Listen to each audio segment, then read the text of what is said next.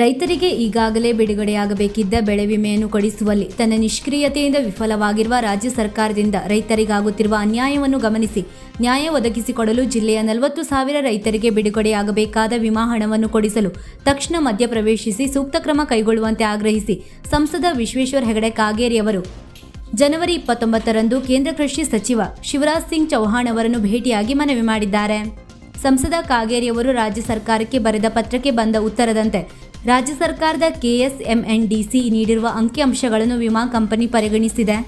ವಿಮೆ ಹಣವನ್ನು ನೀಡಲು ಹಿಂದೇಟು ಹಾಕುತ್ತಿರುವುದರ ಕುರಿತು ತೋಟಗಾರಿಕಾ ಇಲಾಖೆಯವರು ಬರೆದ ಪತ್ರವನ್ನು ಉಲ್ಲೇಖಿಸಿ ವಿಶ್ವೇಶ್ವರ ಹೆಗಡೆಯವರು ಕೇಂದ್ರ ಸಚಿವರನ್ನು ಭೇಟಿಯಾಗಿ ರೈತರ ಸಂಕಷ್ಟದ ಕುರಿತು ಮನವಿಯನ್ನು ಮಾಡಿಕೊಂಡಿದ್ದಾರೆ. ಇದನ್ನು ಅತ್ಯಂತ ಗಂಭೀರವಾಗಿ ಪರಿಗಣಿಸಿರುವ ಕೇಂದ್ರ ಕೃಷಿ ಸಚಿವರು ಫೆಬ್ರವರಿ ಮೊದಲ ವಾರದಲ್ಲಿ ಈ ಕುರಿತು ಉನ್ನತ ಮಟ್ಟದ ಸಭೆಯನ್ನು ಕರೆದು ಸೂಕ್ತ ಕ್ರಮ ಕೈಗೊಳ್ಳುವುದಾಗಿ ತಿಳಿಸಿದ್ದಾರೆ.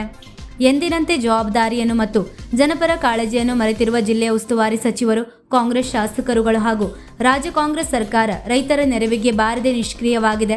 ಆದರೂ ಸಹ ಕಳೆದ ವರ್ಷ ರೈತರಿಗೆ ಕೇಂದ್ರ ಸರ್ಕಾರದಿಂದ ಆದೇಶ ಮಾಡಿಸಿ ನ್ಯಾಯ ಕೊಡಿಸಿದಂತೆ ಈ ವರ್ಷವೂ ಕೂಡ ವಿಶ್ವೇಶ್ವರ ಹೆಗಡೆಯವರ ಮತ್ತು ಕೇಂದ್ರ ಸರ್ಕಾರದ ಕಾಳಜಿಯಿಂದ ರೈತರಿಗೆ ದೊರಕಬೇಕಾದ ವಿಮಾ ಹಣವನ್ನು ಶೀಘ್ರದಲ್ಲಿ ಬಿಡುಗಡೆ ಮಾಡಿಸಲು ಪ್ರಯತ್ನಿಸುತ್ತಿರುವುದನ್ನು ಉತ್ತರ ಕನ್ನಡ ಜಿಲ್ಲಾ ಬಿಜೆಪಿ ಶ್ಲಾಘಿಸುತ್ತದೆ. ಕೇಂದ್ರ ಬಿಜೆಪಿ ಸರ್ಕಾರದ ರೈತ ಪರವಾದ ಕಾಳಜಿಯಿಂದ ರೈತರಿಗೆ ಸಂಕಷ್ಟಕ್ಕೆ ನೆರವಾಗಲು ಕಾರ್ಯನಿರ್ವಹಿಸುತ್ತಿರುವ ಸಂಸದ ಕಾಗೇರಿಯವರ ಪ್ರಯತ್ನದಿಂದ ಜಿಲ್ಲೆಯ ರೈತರಿಗೆ ಶೀಘ್ರದಲ್ಲಿಯೇ ನ್ಯಾಯ ಸಿಗುತ್ತದೆ ಎಂಬ ವಿಶ್ವಾಸವನ್ನು ವ್ಯಕ್ತಪಡಿಸುತ್ತೇನೆ ಎಂದು ಜಿಲ್ಲಾ ಬಿಜೆಪಿ ವಕ್ತಾರ ಸದಾನಂದ ಭಟ್ ನಿಡಗೋಡ್ ಮಾಧ್ಯಮ ಪ್ರಕಟಣೆಯಲ್ಲಿ ತಿಳಿಸಿದ್ದಾರೆ.